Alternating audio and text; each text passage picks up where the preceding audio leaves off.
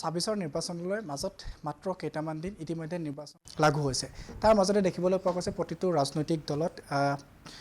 পদত্যাগৰ কিছু জোৱাৰ উঠিছে দলৰ কিছু আভ্যন্তৰীণ বিষয় বা নিজৰ প্ৰাৰ্থিত্বক লৈ আচলতে কিছু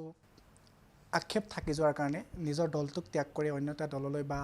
ৰাজনৈতিক তেওঁলোকৰ যিটো ভৱিষ্যত সেই ভৱিষ্যতটো অন্য এটা দিশলৈ লৈ যোৱাৰ বাবে সকলোৱে চেষ্টা কৰিছে আৰু কিছু সময়ৰ পূৰ্বতে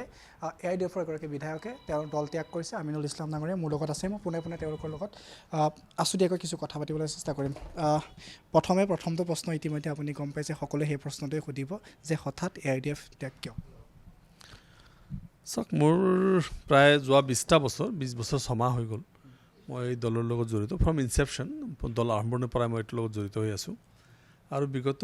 20 বছৰত মই দলৰ হৈ যথেষ্টখিনি সেৱা আগবঢ়াইছোঁ দলে মোক যথেষ্টখিনি দিছে কেতিয়াবা ইউথৰ প্ৰেছিডেণ্ট কেতিয়াবা চিফ স্প'ক্স পাৰ্চন জেনেৰেল চিটি অৰ্গেনাইজেশ্যন আজিৰ দিনটোত ভাইচ প্ৰেছিডেণ্ট বিভিন্ন পদত অধিষ্ঠিত হৈছোঁ মোৰ ব্যক্তিগত কিছু কাৰণত মই এই দল ত্যাগ কৰিছোঁ ইয়াত মই ইমান ডিটেইলছ আজিৰ দিনটোত যাব খোজা নাই কিছুমান ব্যক্তিগত কাৰণত মই ৰিজাইন দিছোঁ আৰু মৌলানা বদৰুদ্দিন আজমল চাহাব মোৰ পলিটিকেল গুৰু হয় তেখেতৰ প্ৰতি যথেষ্ট শ্ৰদ্ধা ভালপোৱা মোৰ আছে অহা দিনত নিশ্চয়কৈ থাকিব সেইকাৰণে মই এই দলটো ত্যাগ কৰিছোঁ এতিয়া আমাৰ দ্বিতীয়টো প্ৰশ্ন আপোনালৈ থাকিব এতিয়া ইতিমধ্যে আপোনাৰ পদত্যাগৰ লগে লগে এটা বিষয় বা এটা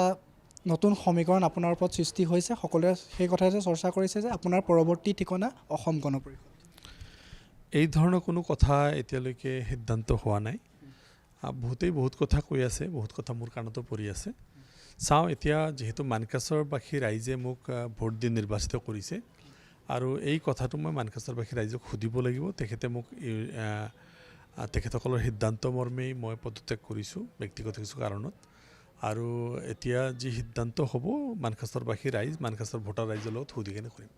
আপোনাৰ নিজস্ব কিছু সিদ্ধান্ত আছে কাৰণ আপুনি এটা দল ত্যাগ কৰি কাৰণ নিৰ্বাচনলৈ মাজত কেইটা দিন আছে এই সময়ছোৱাত পদত্যাগ কৰি অন্য এটা দলত আপুনি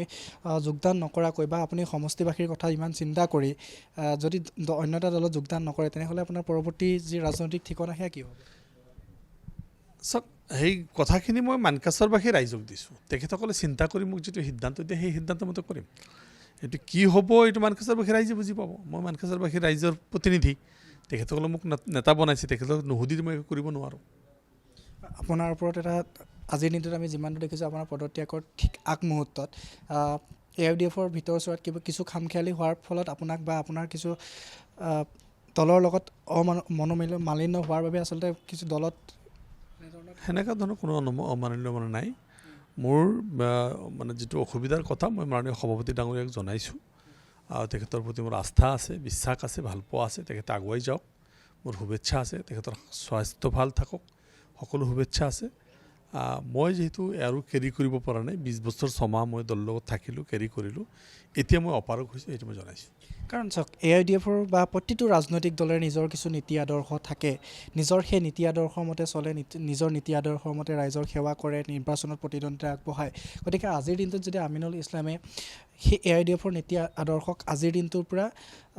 বিদায় দি এটা নতুন ৰাজনৈতিক জীৱন নিশ্চিতভাৱে আপুনি আৰম্ভ কৰিব সেয়া হয়তো আজি কৰিব নহ'লে কাইলৈ দিনটোত কৰিব বা হয়তো এটা দিন পিছত কৰিব গতিকে